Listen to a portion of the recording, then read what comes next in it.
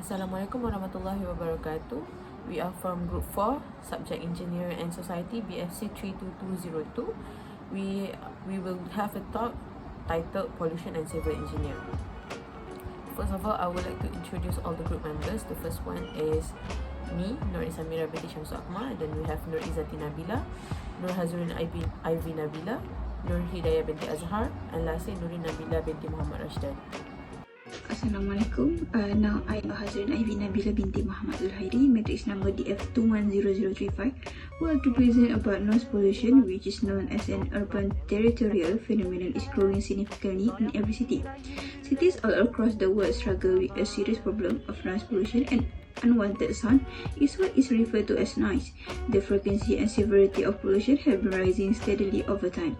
The noise, which typically come from machines, disturb people's ability to work or maintain balance in their daily lives. Environmental noise includes all and undesirable noises in our neighborhoods, except noise coming from the job, while health and well-being are at risk from environmental noise pollution, which is a type of air pollution. The noise pollution gives the impacts for two aspects, which is auditory effects and non-auditory effects. The auditory impact of excessive loud exposure include hearing loss. The detailed explanation for deafness and impaired hearing, long-term exposure to noise causes the internal ear to slowly deteriorate, which eventually result in hearing loss or deafness, while for auditory fatigues, it is described as a transient hearing loss following loud exposure. Non-auditory effects will include too many things. First, irritation and annoyance, which is meant by noise, can occasionally cause emotional disruption and people to lose their cool.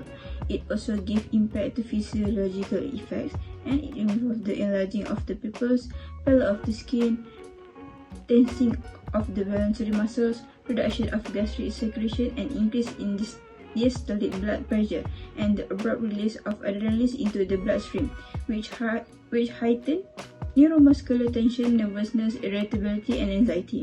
Other health effects, along with headache, gidding, sweating, nausea, exhaustion, difficulty breathing, disrupted sleep patterns, and physiological stress. Noise is also linked to several other symptoms. Next, I would like to discuss about how to prevent this pollution. First, reducing the noise level from domestic source.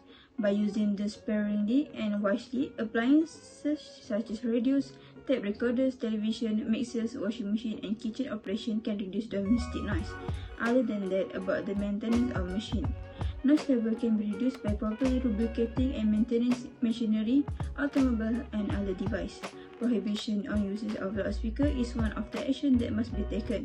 By only allowing loudspeaker at significant meetings or events to be used in the habitation zones, the Civic Administration of India major cities is increasingly strict on loudspeaker usage these days. And that's all from me. Next, I will pass to another member. Assalamualaikum warahmatullahi wabarakatuh. My name is Nur Hidayah binti Azhar and my matrix number is DF210010.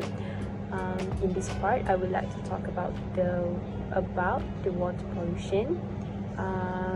For the definition of water pollution is the modification of the physical, chemical, or biological properties of water that makes the water unfit for drinking, cooking, cleaning, and other uses. It also indicates to the chemicals, trash, bacteria, and parasites that harm aquatic life and those who consume them. And it will negatively impact human, animal, and plants. The causes of water pollution can be varied, but the most significant causes of water pollution nowadays is urbanization, industrialization, agriculture, increase in human populations, and littering. Next, how the civil engineers contribute in providing clean water to the community. There are many ways and technologies that has been deployed by the engineers, such as desalination, which is this technology is to purify ocean source salt water and to remediate groundwater that contains harmful quantities of salt and silt. Next is agriculture irrigation technology, which use drones, sensor networks, and data analytics to prevent waste efficiently.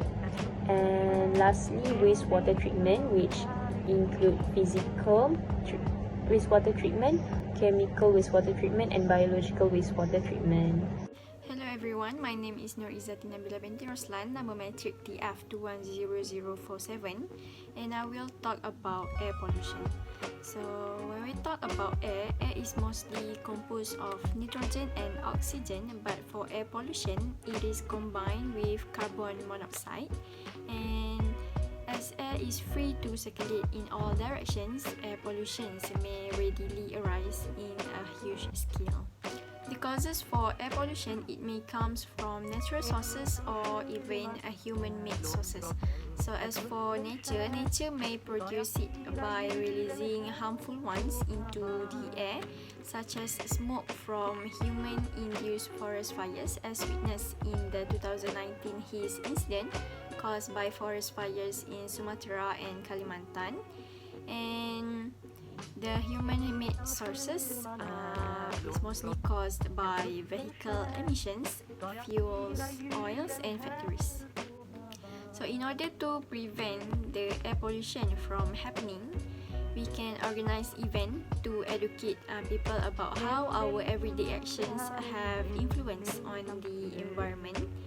And in order to avoid vehicle emissions from happening, we can couple with our classmates, our friends, to go to our destination, and also use public transportation, where not only lowers traffic congestions but also not burn a hole in someone's pocket.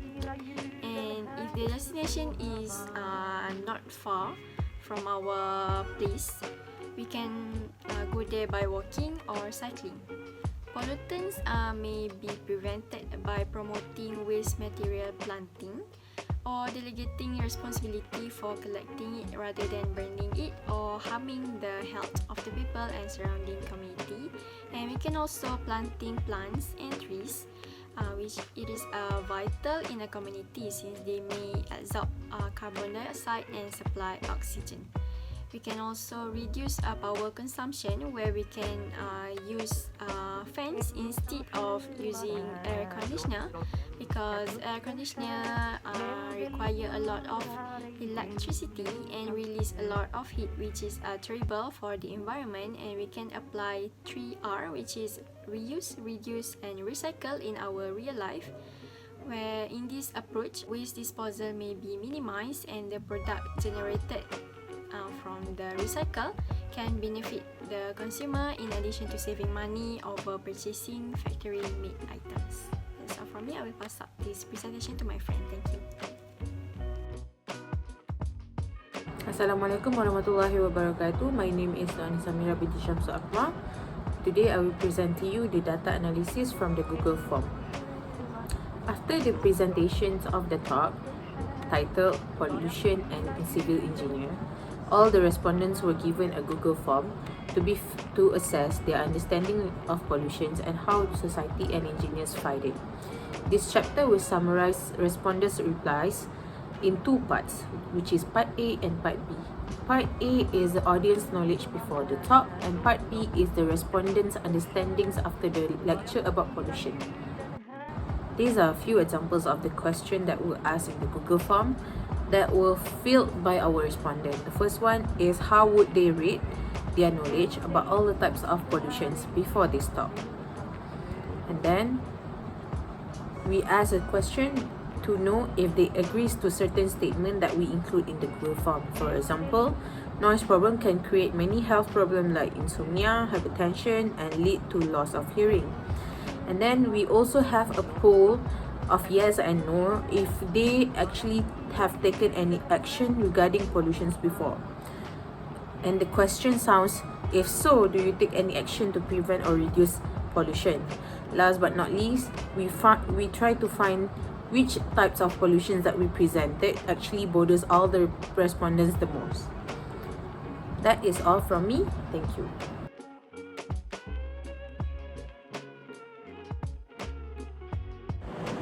Assalamualaikum, my name is Nurina Bila binti Muhammad Rashdan, matrix number DF21018, and I will present about the role of civil engineer in government and private sector to fix the issues.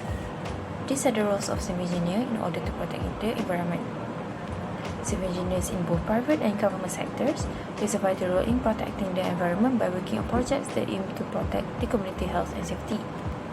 Systemic changes in public road projects have the greatest potential impact in minimizing and reducing pollution such as air, water, and sound pollution, and protecting the environment. Through monitoring and maintenance, it helps civil engineers to identify problems and safety risks that require attention and conduct a sustainable project to tackle and solve a range of engineering challenges.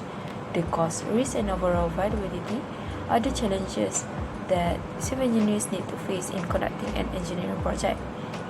Because of that, they need to analyze various components and revise efficient ways to plan and overcome the issues.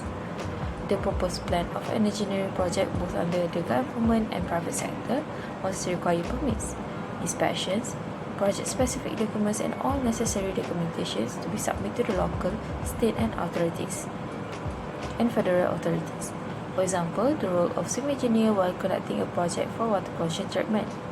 The water that has been contaminated with bacteria and chemicals could be harmful to environment and community health.